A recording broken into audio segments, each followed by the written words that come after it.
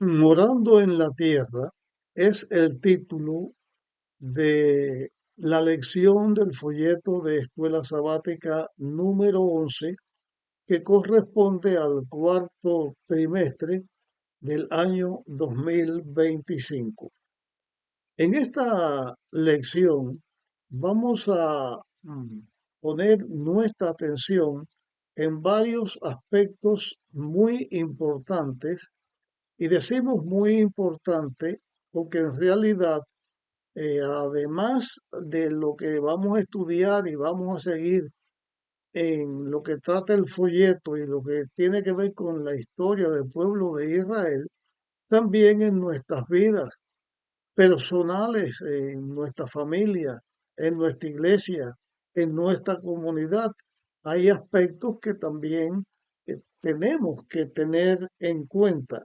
Morando en la tierra, los seres humanos vivimos en la tierra, vivimos en este mundo. Y al vivir en este mundo, nosotros tenemos una relación que es muy importante que esté en una relación correcta y buena, es con Dios y con nosotros. Pero finalmente Dios sabe los motivos de nuestro corazón, y aunque podemos cometer errores, pues como Dios conoce todas las cosas, Él nos va a guiar siempre en el mejor sentido y siempre va a haber mayor comprensión.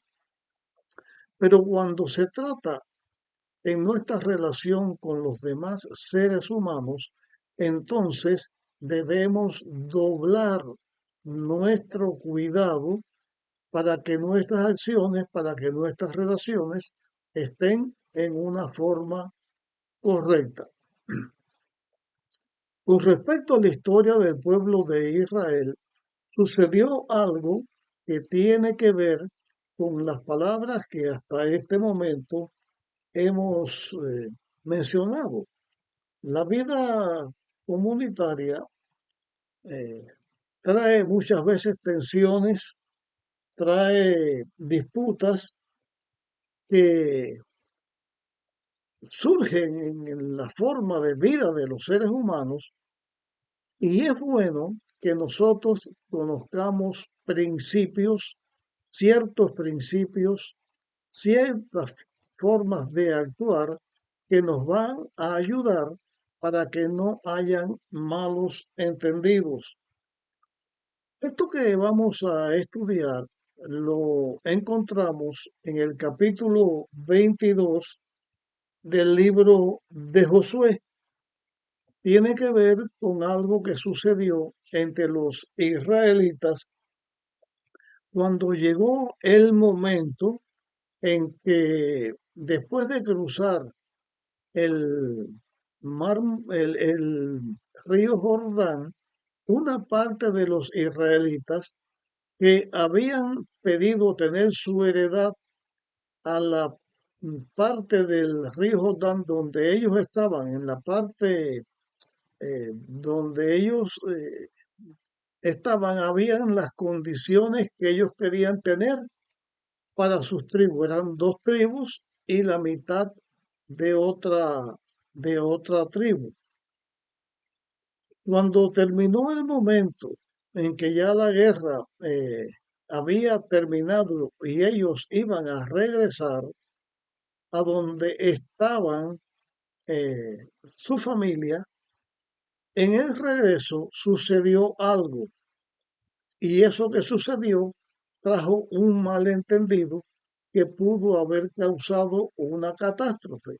No llegó a ser una catástrofe por la forma de actuar de los israelitas que volvían a su lugar. Y esto tuvo peligro porque cuando las dos tribus y media venían de regreso, al pasar el río Jordán, hicieron algo, y eso que ellos hicieron no fue entendido, no fue comprendido por los israelitas que ya estaban en Canaán. Los que iban a regresar no tuvieron en cuenta algunas cosas que vamos a ver en la lección y los que quedaron y comenzaron a escuchar las murmuraciones o las cosas que habían hecho los que regresaban, también tomaron eh, conclusiones precipitadas y eso estuvo a punto de causar un gran conflicto y un gran problema. Pero también esto que sucedió nos ayuda hoy en nuestro estudio a comprender que los principios que tienen que ver entre las relaciones humanas debemos tenerlos en cuenta. Uno de esos principios es no hacer conclusiones precipitadas. En la vida real de cada uno de nosotros, a veces escuchamos algo o vemos algo o nos parece ver algo de otra persona o de otras personas y sin mucha consulta, sin mucho análisis, tomamos precipitadas conclusiones y esas precipitadas conclusiones pueden desembocar en problemas, en pleitos, en rupturas familiares, en rupturas dentro de la iglesia, puede causar divisiones que hablan mal de Dios y de los hijos de Dios. Detrás de todas estas cosas están también las fuerzas del maligno, buscando la manera de que los hombres actuemos de distintas formas en las cuales podemos buscar dificultades al hacer algo o al juzgar lo que otros están haciendo.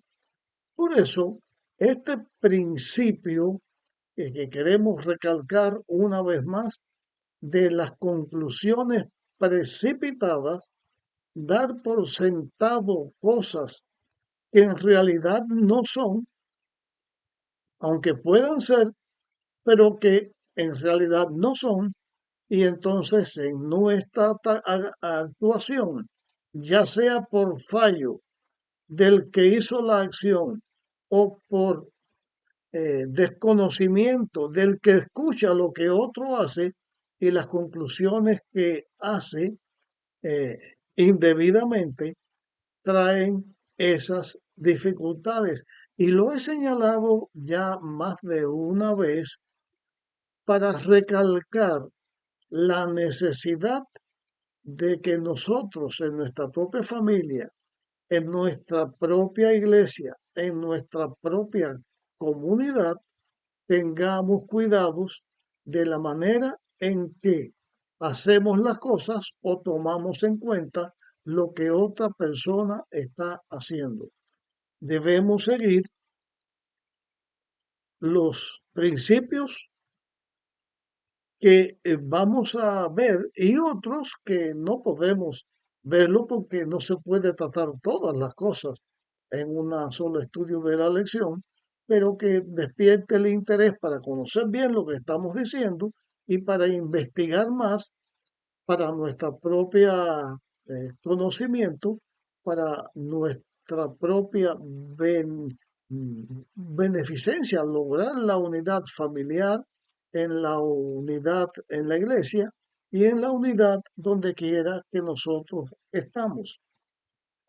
Vamos a analizar la parte del domingo del estudio de la lección que nos habla del compromiso.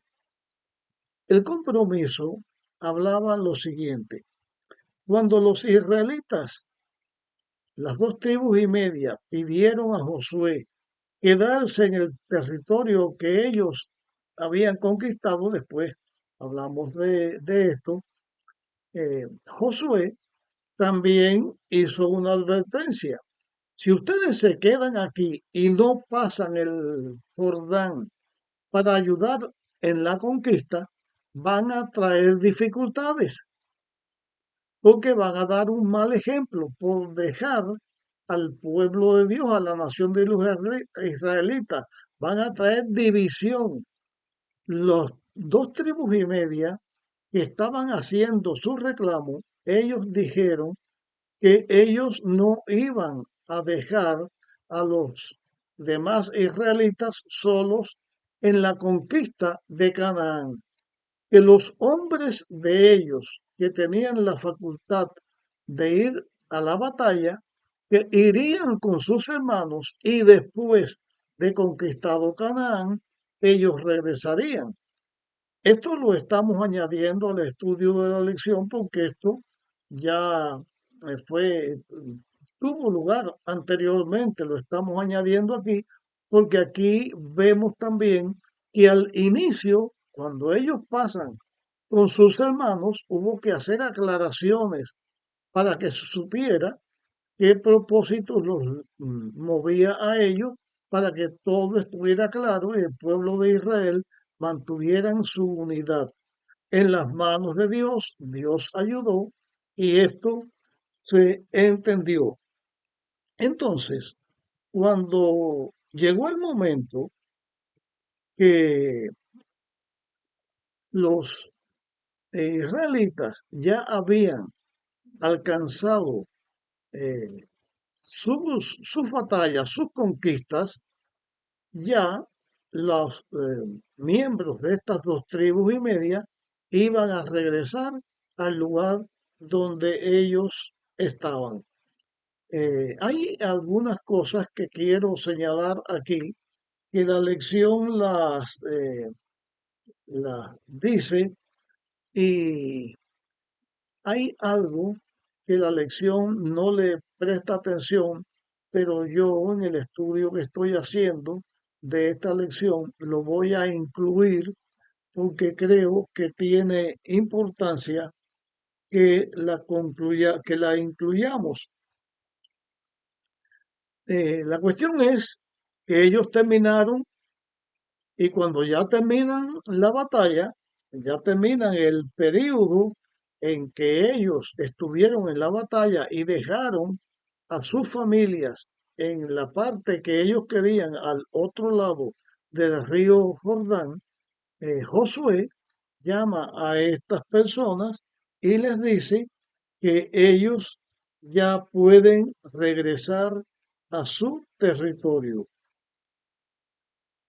Eh, el tiempo que ocupó las batallas que los israelitas estaban haciendo se mencionan en el estudio de este hecho bíblico registrado en el libro de Josué como todo ese tiempo.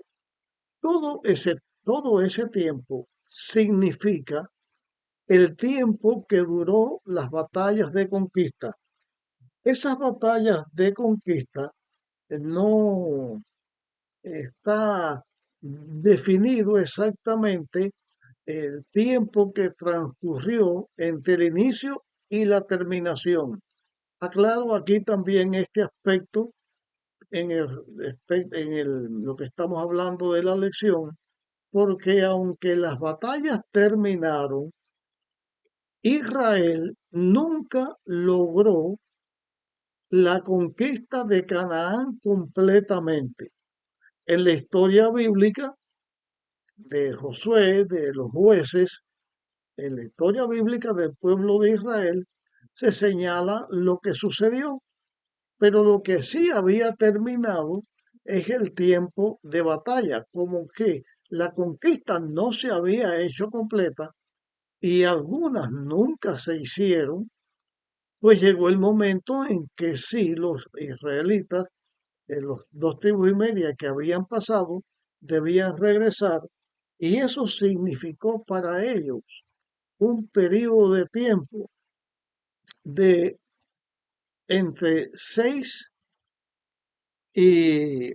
o 7 años. Ellos estuvieron en las batallas pasando en Canaán 6 o 7 años. Entre esa cantidad de tiempo estuvieron peleando. Aquí voy a mencionar ahora algo del aspecto que quiero añadir al estudio de la lección. Solamente lo mencionan. Yo quiero prestarle atención. Es precisamente esta expresión de entre 6 y 7 años en que el grupo de estas dos tribus y media habían dejado todos los hombres de guerra, todos los que podían subir a la batalla, habían dejado a su familia, sus esposas, sus hijos, sus ancianos, los habían dejado en todo el territorio que ellos habían conquistado. Todo el territorio que correspondía a Basán, a la parte que los moabitas, los amonitas, los israelitas habían conquistado. Pero, ¿cómo es que ellos quedan en sus tiendas sin tener los hombres para que los defendieran en momentos en que sus enemigos los atacaran? Fue imprudente que ellos, todos los hombres de guerra, pasaran a la batalla a Canaán y dejaran a sus familiares sin protección, o ellos estaban haciendo lo correcto. Pero lo que sí se nota claro en el relato bíblico es que los israelitas dejaron a sus seres queridos, a sus familiares, a sus tribus, las dejaron solamente con la presencia de los elementos más vulnerables, como son los hijos, las mujeres y los ancianos. ¿Cómo es que ellos hicieron eso? Más, ¿cómo Josué, el líder que los estaba guiando, les exigió que ellos fueran? ¿Qué iba a suceder con estos familiares que iban a quedar desprotegidos y podían venir los enemigos a atacarlos y a destruirlos? Para conocer esto, no es necesario o es necesario no solamente conocer que en la historia eso sucedió, sino tener conocimiento de por qué ellos hicieron así. La forma de actuar de los seres humanos dentro de los seres humanos, donde no está Dios presente, es una cosa.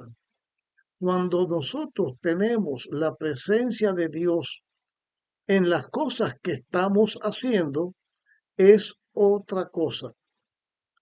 Aparentemente, estos habitantes o estos miembros de las dos tribus y media que quedaron a la otra parte del Jordán no tenían protección humana. Aquí añadimos la palabra humana, porque sí tenían la protección divina. Dios iba a proteger a sus hijos. Muchas veces en la vida, los hijos de Dios nos encontramos en situaciones donde aparentemente no tenemos protección de ninguna clase, porque no hay un ser humano capacitado para ayudarnos. Pero los que confiamos en Dios sabemos que nuestra ayuda no viene solamente de los seres humanos. En realidad, la palabra solamente la dije de más. Nuestra ayuda verdadera viene de Dios. Hay un salmo que dice, eh, ¿de dónde vendrá mi socorro? Alzaré mis ojos a los montes. ¿De dónde vendrá mi socorro? El socorro de los hijos de Dios viene de Dios, que es el creador de todo el universo. En la Biblia se menciona en el Salmo 91 que los que están en las manos de Dios, los que habitan bajo el abrigo de Dios, estarán protegidos y no serán destruidos por el mal, porque Dios cuida a sus hijos. Cuando nosotros hacemos algo sirviendo a Dios, de acuerdo con la voluntad expresa de Dios, tenemos el cuidado de Dios. Y esto fue lo que sucedió en este tiempo. Estas, estas 2 tribus y media, los que fueron a la batalla, ellos fueron confiando en el poder protector de Dios. Y los que guiaron o quedaron bajo la dirección y el cuidado de Dios. La confianza en Dios hace que nosotros sepamos que Dios es nuestro muro protector, que Dios es el que nos salva, que Dios es el que nos preserva y es el que nos ayuda en la vida y nos da todo lo necesario para nuestra vida hasta conducirnos a la Canaán celestial, donde no va a haber más pecado. Poniendo esta declaración que estoy haciendo con respecto a una de las tentaciones de Jesús, es de que Satanás le tienta para que convierta las piedras en pan. Jesús respondió que no solamente de pan vive el hombre. El ser humano vivimos del pan que Dios nos da, que comemos, pero también vivimos de la palabra de Dios. Y la palabra de Dios nos enseña que Dios siempre va a tener cuidado con nosotros. Este aspecto de la lección que hemos señalado también nos lleva a pensar a palabras que el apóstol Pablo escribió con respecto a la forma en que debían vivir los cristianos en su tiempo. En Efesios capítulo 6, versículo 7, en Colosenses capítulo 3 y versículo 23, Primera de Tesalonicenses capítulo 2 y versículo 4, allí se nos enseña que nuestra acción no debe ser cuando nos referimos nuestra obra, nuestra acción con respecto a los demás seres humanos, a los miembros de la familia, de la comunidad, de la iglesia, no debemos hacerlo solamente como hecha a ellos, sino como hechas a Dios. Dios nos ha encomendado a nosotros, sus hijos, eh, que sigamos adelante nuestra obra de la predicación del Evangelio, de la obra de Dios, aún en nuestro tiempo, sigamos adelante haciendo las cosas como el que las hace para Dios, no solamente como el que las hace para los seres humanos, sino hacer las cosas con los seres humanos en nuestra relación con los seres humanos como si lo hiciéramos con Dios. Estas 2 tribus y media que hemos mencionado fueron Rubén, Gad y la media tribu de Manasés. Ellos son estas tribus que en esto que sucedió hicieron algo que no fue entendido y trajo como consecuencia la disputa.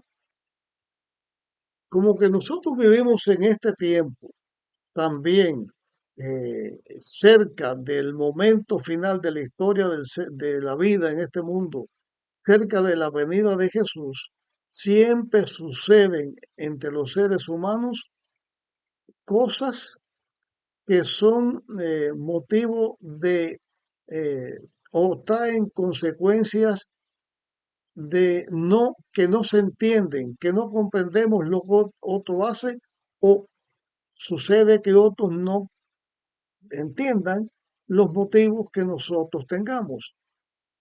Acciones humanas que pueden traer incomprensión en nuestra necesidad de la comunicación correcta y mantener la paz y la unidad, debemos tratar siempre de actuar de la manera más clara, teniendo en cuenta la necesidad de la unidad entre nosotros en nuestra familia, la unidad entre nosotros y nuestra iglesia, la unidad con la comunidad, porque cuando estamos unidos de esta manera y hacemos las cosas correctamente, tenemos una unidad con Dios. Y cuando tenemos unidad con Dios y unidad con nuestros semejantes, nosotros entonces estamos representando a Dios dignamente y la humanidad puede entender el amor de Dios y que Dios tiene una iglesia y que la iglesia de Dios le honra en cada momento. Nuestro estudio de la lección lo tenemos hasta esta declaración. Vamos a terminar aquí y continuaremos con la segunda parte del estudio de nuestra lección en la próxima grabación.